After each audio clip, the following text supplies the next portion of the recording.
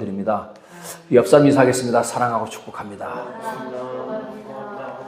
오늘 말씀은 누구의 길을 가고 있는가? 우리의 가는 길에서 만나는 시험에 대해서는 함께 말씀을 나누고, 어떻게 보면 이제 사무엘상과 사무엘하의 시작에 사무엘상을 마치고 우리가 이제 사무엘하 시작을 하게 되겠는데요. 시작하기 전에 오늘 우리가 다윗과 사울이 만났던, 그들의 인생 속에서 만났던 그런 시험들이 무엇이 있는지 함께 말씀을 나누려고 합니다. 그러기 위해서 우리가 먼저 시험이 뭐냐? 시험은 뭐예요? 시험 보는 거죠. 테스트하는 거죠. 말 그대로 우리 시험 많이 보잖아요. 우리 학교 들어가면 시험 많이 보죠. 뭐 하는 거죠? 테스트하는 거죠. 이 학생이 얼마나 공부를 잘 따라하고 있는지를 테스트하는 겁니다. 대입시험은 뭐죠? 이 학생이 대학교 들어가서 정말 이 과정을 다 이행할 수 있는 능력이 있는가. 그래서 우리가 수능이라고 하잖아요. 수학 능력 테스트. 정확한 것 같아요. 수학 능력 테스트라는 게 정확한데. 역시 마찬가지. 우리가 이 땅에서 살면서요, 우리가 많은 시험이 있습니다. 태어나면서부터 우리가 죽을 때까지, 하나님 앞에 가는 그 순간까지 우리는 많은 시험을 만나게 됩니다. 그리고 우리는 그 시험들을 하나씩 통과하게 됩니다. 때로는 통과하지 못할 때도 있어요. 그리고 때로는 돌아갈 때도 있어요. 그래서 우리가 이런 시험에는 우리 인간들이 우리가 살면서 만나는 그런 시험에 대해서 함께 우리가 말씀을 나눌 텐데, 먼저 우리가 만나는 시험의 요인이 있습니다. 첫 번째 요인은 내적인 동기와 외적인 동기로 우리가 나눠볼 수 있는데, 먼저 내적인 동기. 우리 내적인 동기로 시험을 보는 첫 번째 결핍입니다. 따라서 합니다. 결핍. 질병, 가난, 불명예, 충고, 어떤 이런 우리의 말, 이런 행동이 무시당하거나 받아들여지지 않을 때 우리는 좌절하거나 때는 흥분하거나 때는 비에 적개심을 갖거나 또 낙심하거나 절망 가운데 빠져.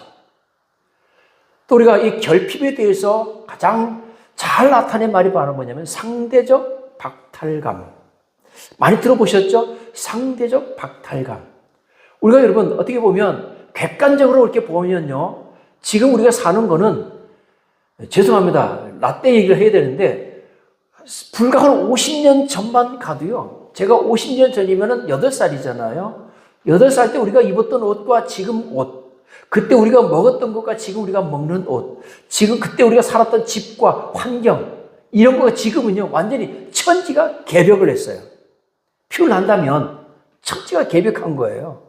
저 9살 때 호롱불을 켜고 있었으니까, 이런 전기가 어디 있습니까? 물론 있긴 있었지. 우리 시골이었으니까 호롱불 켜고 있었단 말이죠. 천지가 개벽을 했어요. 그런데도 그때 부족하다고 느꼈던 사람들이 여전히 지금도 상대적으로 박탈감을 갖고 사는 거예요. 왜 나는 그러지? 저 사람은 50평에서 사는데 나는 왜 내 집이 없지? 이 세상에 이렇게 아파트가 많은데, 빈집도 많다고 하는데 왜 내 집은 없지? 여러분, 거의 저 집 가지고 있는 사람들 중에서 80~90%는 다 월세 사는 거예요. 어디에? 은행에 월세 사는 거예요. 이자 주면서. 내 돈 가지고 100% 현금으로 사는 사람은 거의 없습니다. 있긴 있죠. 많지는 않아요.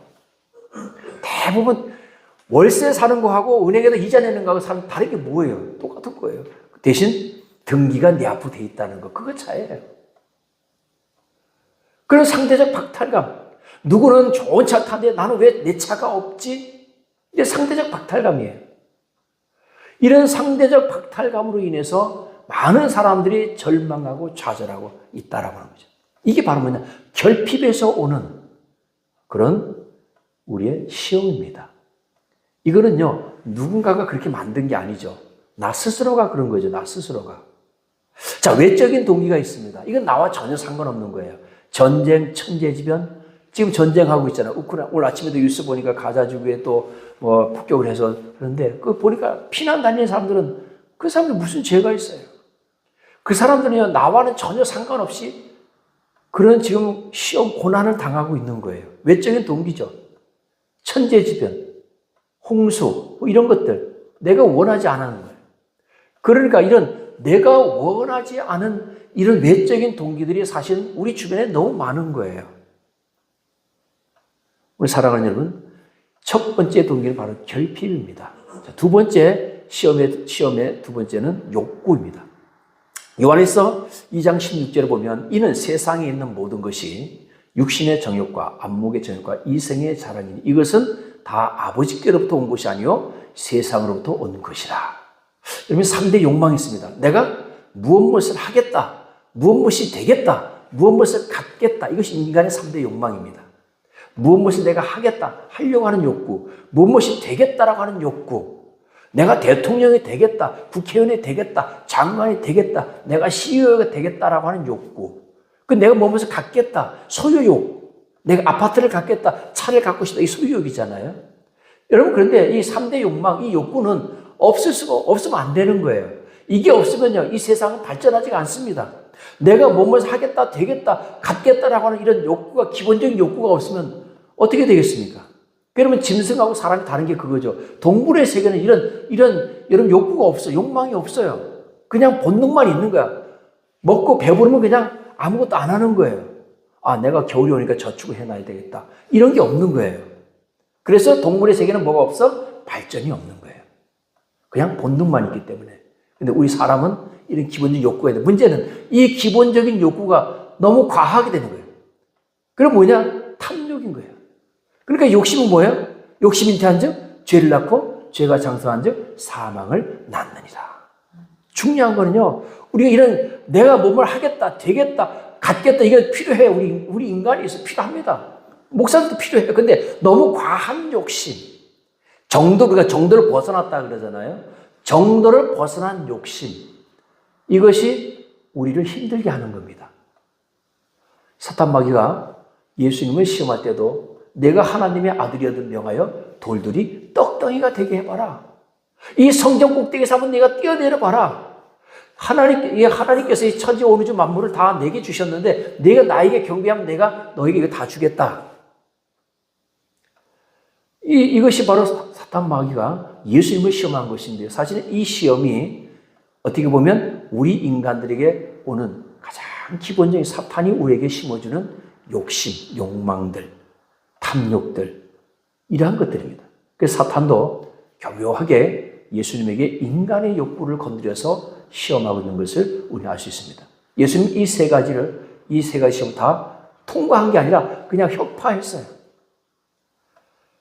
아마도 예수님께서 사역 초기에 이런 인간의 욕망들, 이러한 것들을 사탄의 시험을 이기고 예수님께서도 이 땅에서 인간의 삶을 사신 줄로 믿으시기 바랍니다. 자, 세 번째 시험은요, 따라서 합니다. 변하지 않는 현실.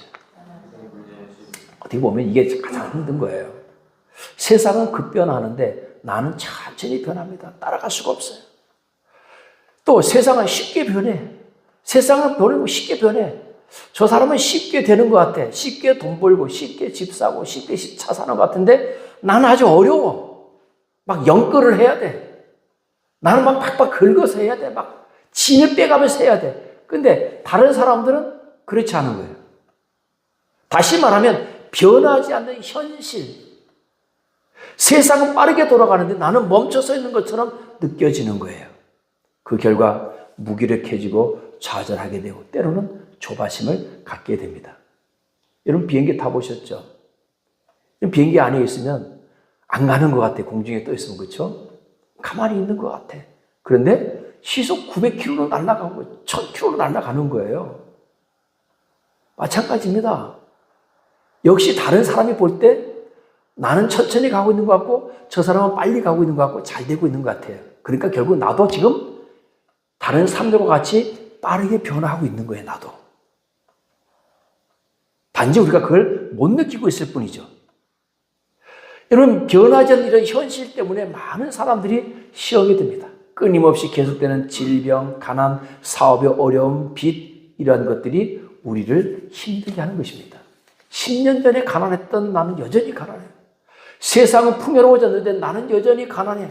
물질에 쪼들리고 쫓기면서 삽니다. 어쩌면 우리가 겪는 결핍이나 욕구, 이런 변하지 않는 현실 속에서 더 심한 고민과 고통에 빠지가는 바로 플러스 요인이 바로 이런 변하지 않는 현실, 이런 것들이 우리를 시험합니다.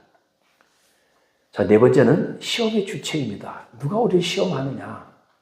하나님과 사탄이 우리를 시험합니다. 그래서 우리가 테스트라고 하죠. 테스트는 시험이라고. 시험에 두 가지 용어가 있는데 테스트하고 템테이션이라고 하는 용어가 있습니다. 테스트는 시험하고 확인하고 점검하고, 말 그대로 수학 능력 테스트처럼 우리가 수학 능력 템테이션이라고 안 그러거든요. 수학 능력 테스트. 창세기 20장 1절에 보면 그를 위해 하나님이 아브라함을 시험하시려고 그를 부르시되 아브라함아 하시니 여호와께서 가라사대 내 사랑하는 독자 이삭을 데리고 모리아 땅으로 가서 내가 내게 지시한 한 산 거기서 그를 번제로 드려라. 하나님께서 누구를 시험하시려고? 아브라함을 시험하시려고. 결국 하나님께서 아브라함을 시험하신 목적이 뭐예요? 나를 더 사랑하나 저 독자 이삭을 더 사랑하나, 그걸 본 거죠. 우리 그런 테스트 많이 하잖아요. 나를 더 사랑해? 엄마를 더 사랑해? 둘 중에 하나 선택해.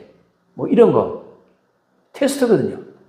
자, 여러분, 템테이션은요, 악의로 유혹해서 범죄에 빠뜨리고자 시도하는 그런 미혹 들어보셨죠? 대표적인 예로 창세기 3장에 뱀이 하와를 미혹해 한다. 미혹해. 그래서 사탄의 시험은 템테이션입니다. 그래서 우리를 넘어뜨리려고 하는 거예요. 그래서 성경에 보면 끊임없이 사탄은 우리 인간을 넘어뜨리려고 합니다. 그 넘어뜨리려고 하는 목적이 뭐냐? 우리가 하나님과 관계가 멀어지게 하는 거예요. 결과적으로 넘어진 사람들은 어떻게 돼요? 하나님과 거리가 멀어지는 거예요. 예수를 팔아먹었던 가룟 유다도 역시 결국은 다시 회복하지 못하고 돌아오지 못하고 하나님과 영원히 거리가 멀어졌죠. 오늘 사울 왕도 마찬가지입니다.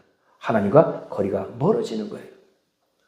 오늘 사탄이 우리를 시험하는 목적이 우리를 미혹해 하는 것이고, 하나님이 우리를 시험하는 목적은요, 우리를 테스트하기 위해서, 뭐 하기 위해서? 복 주시기 위해서. 우리의 믿음을 보시기 위해서. 정말로 나를 더 사랑하는지, 하나님을 더 사랑하는지 보기 위해서 테스트한다는 사실을 깨닫기를 주의 이름으로 축원드립니다. 그래서 여러분, 사울은 하나님이 부리시는 악신에 의해서 미혹의 길로 빠져서 결국 하나님과 멀어지게 됩니다. 다윗은 하나님의 시험을 따라서 연단을 받고 하나님과 더 가까워지게 됩니다. 그래서 오늘 나는 누구의 길을 가고 있는가? 두 길을 여러분들이 함께 소개하면서 함께 말씀을 나눌 텐데요.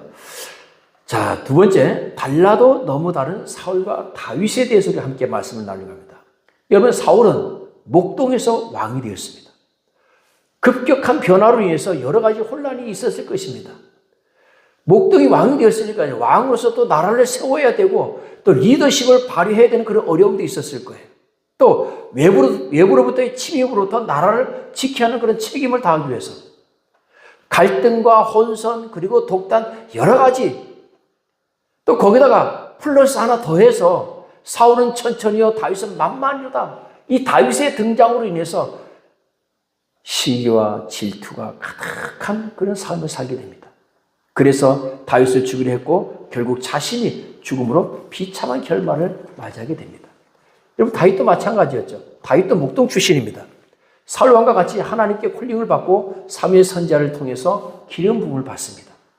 골리앗을 죽이고 사울은 천천히요 다윗은 만만이로다 영웅이 됐어요. 이랴 목동에서 영웅이 됐어요. 사울은 목동에서 왕이 되었고요.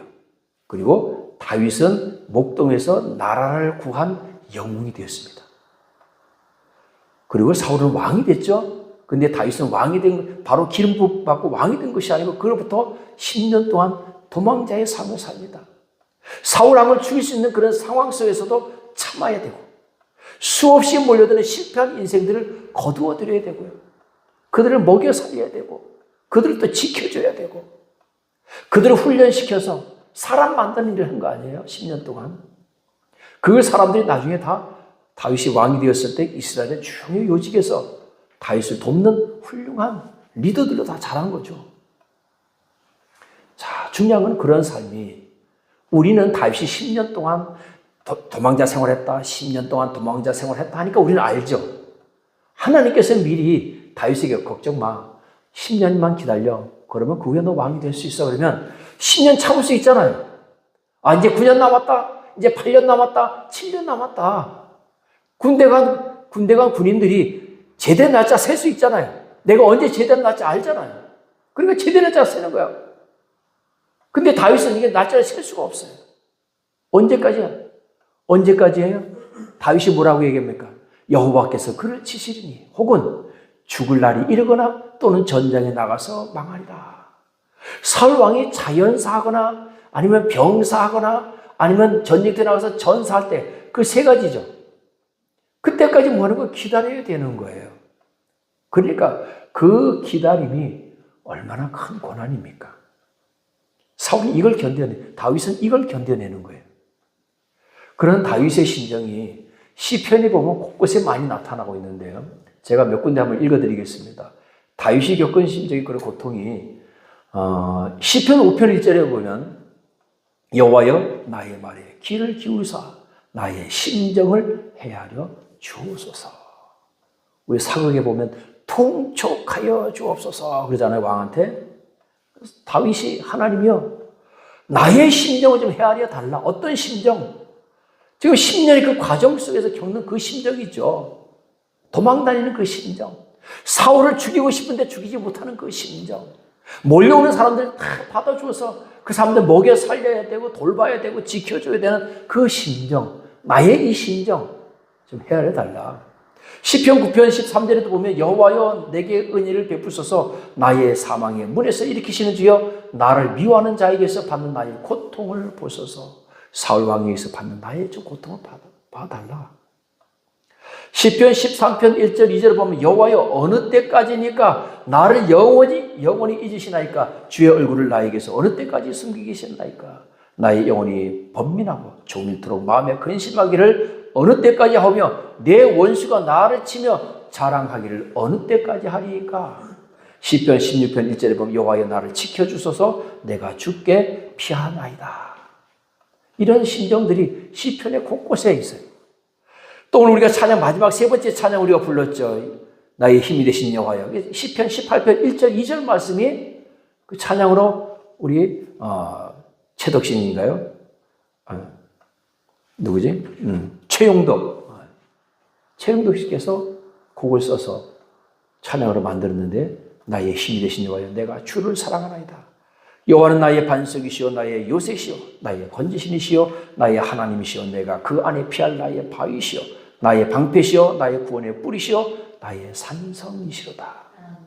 우리가 나의 힘이 되신 여호와여 우리 찬양 부를 때 이게 얼마나 참 은혜가 됩니까? 때로는 이 찬양 부를 때 눈물이 나기도 하고. 근데 다윗이 이 찬양을 하나님께 드린 거예요. 6절에도 보면 내가 환난 중에서 여호와께 아뢰며 나의 하나님께 부르짖었더니 그가 그의 성전에서 내 소리를 들으시며 그의 앞에서 나의 부르짖음이 그의 귀에 들렸도다. 하나님께 자신의 처지를 지금 호소하는 거예요. 그리고 해결되기를 부르짖어 기도했다는 것입니다. 하나님께서 어디서 들으셨다고 고백합니까? 그의 성전에서 들으셨다.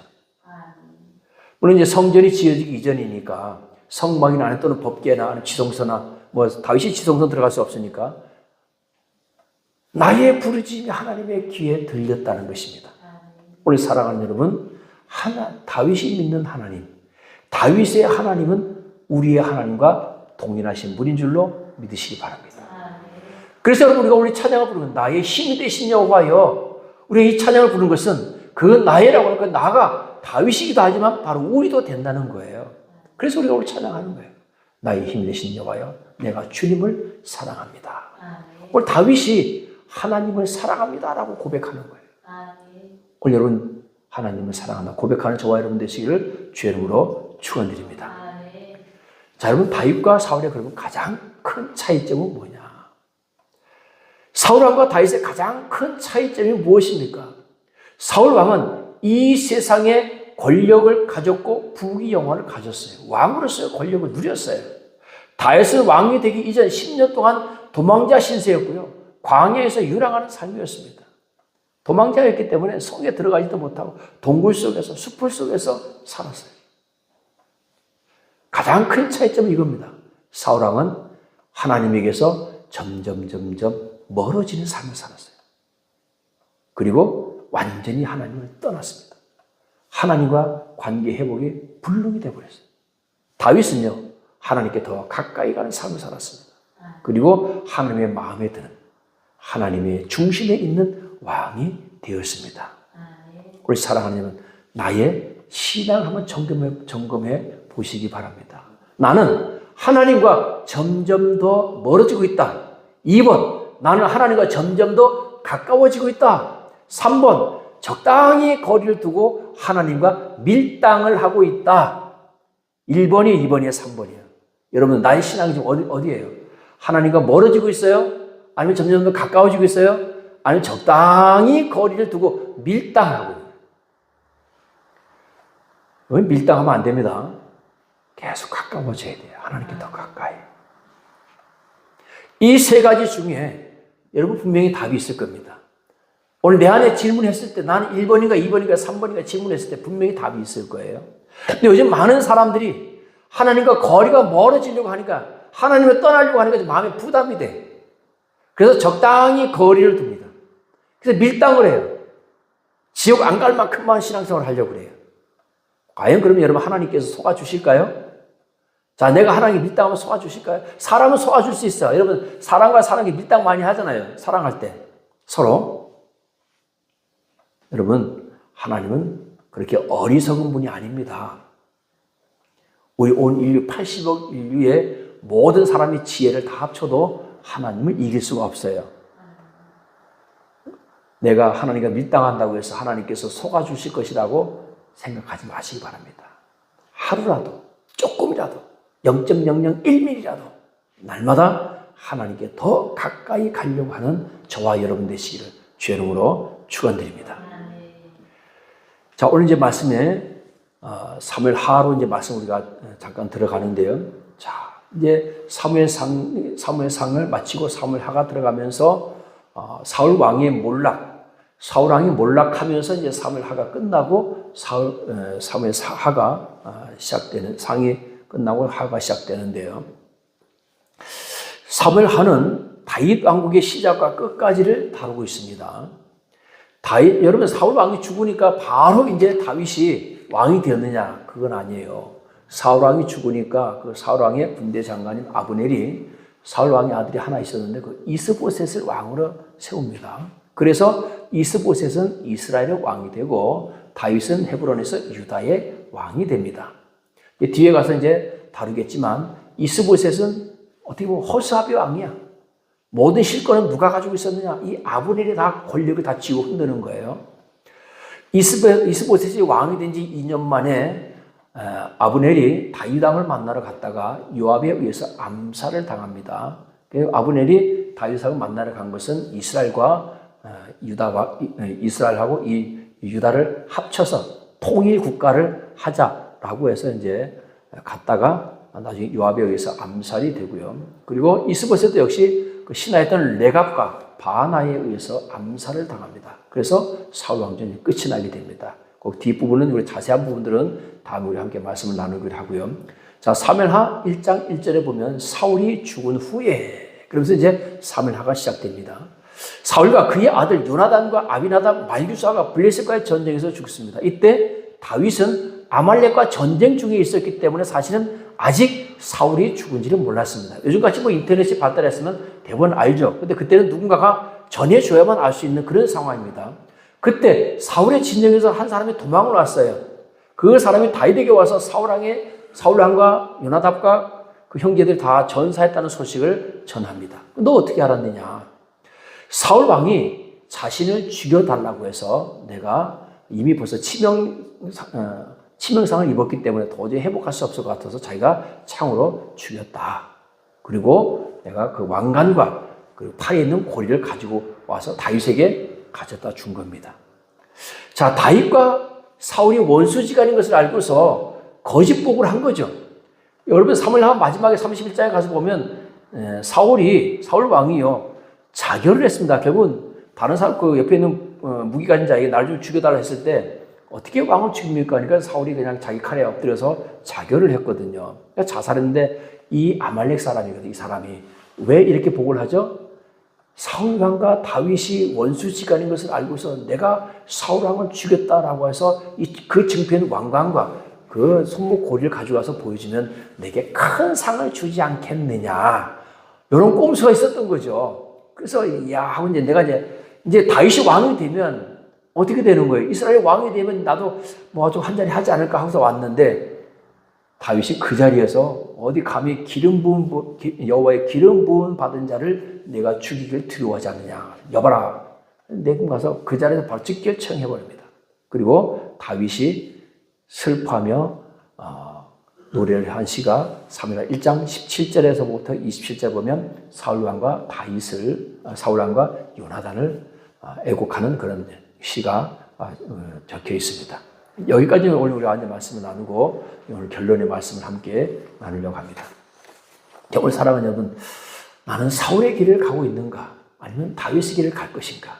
이제 우리가 지금까지는 이제 사울 왕과 다윗의 길을 같이 평행선에서 놓고 우리가 봤어요.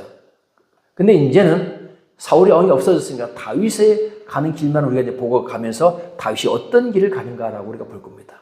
그렇다고 해서 여러분 다윗이 완벽한 하나님의 길 가는 건 아니었어요. 그의 길도 보면 흠이 있습니다.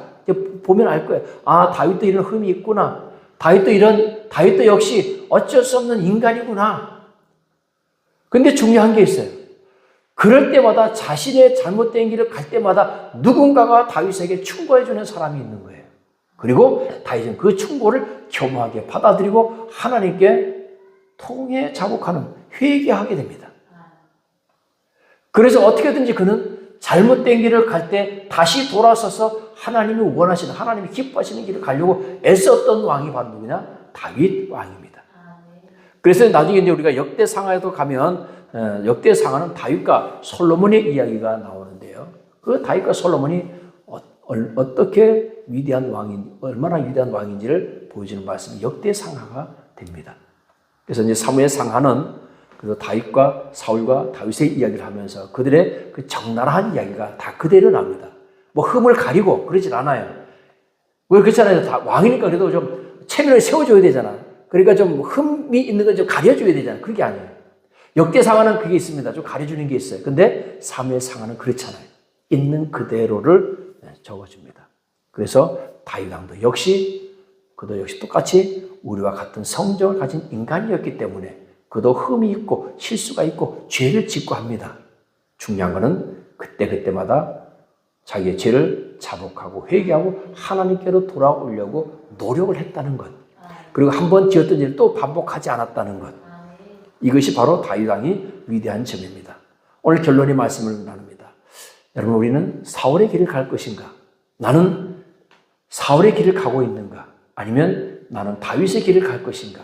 나는 다윗의 길을 가고 있는가? 아까도 말씀드렸듯이 나는 다윗의 길을 가고 있는가? 나는 사울의 길을 가고 있는가? 나는 하나님과 점점 더 멀어지고 있는가? 아니면 나는 하나님과 점점 더 가까워지고 있는가? 아니면 적당한 선을 두고서 달이 지구 궤도를 돌듯이, 지구가 태양의 궤도를 돌듯이 튕겨나가지도 않고 들어오지도 않고 멀찌감치 서서 그렇게 하나님과 밀당을 하고 있는 신앙은 아닌지 우리 신앙을 점검해보는 저와 여러분 되시기를 주의 이름으로 축원드립니다. 우리 시험에 대해서 우리 함께 말씀을 나눴는데요. 여러분, 시험은 누구에게나 옵니다. 하나님의 아들이었던 예수님도 여러분 시험 당하신 것을 꼭 기억하시기 바랍니다. 예수님께서 시험을 다 예수님은 하나님의 아들이었습니까? 아닙니다. 이 땅에 사시는 동안에 예수님은 철저히 인간으로 사셨어요. 그래서 역시 사단의 시험도 있었고 아팠고 배도 고팠고 슬프면 눈물 흘리고 할렐루야. 그분이 바로 예수님입니다. 그렇기 때문에 여러분 이 세상에서는 악한 마귀 사탄 언제든지 우리를 넘어뜨리기 위해서 늘 우리를 미혹해 합니다. 그 미혹은 항상 나의 가장 연약한 부분, 그 연약한 부분을 공격해 오는 거예요. 우리 격투기 선수들 있잖아요. 참 어쨌든 야비해. 눈을 맞아서 눈에 피가 나. 그럼 거기 때리지 말아야죠. 그렇죠? 그거 때리지 말아야 되잖아. 눈에 피가 나가지고 눈이 잘 안 보이니까. 근데 어떻게 해요? 거기만 때려. 그게 야비한 게 아닌 거죠. 그거는. 경기니까. 근데 여러분 사탄은요. 나의 연약한 부분이 있습니다. 내가 어디 연약한지 알아요. 그래서 그 부분을 항상 공격을 합니다.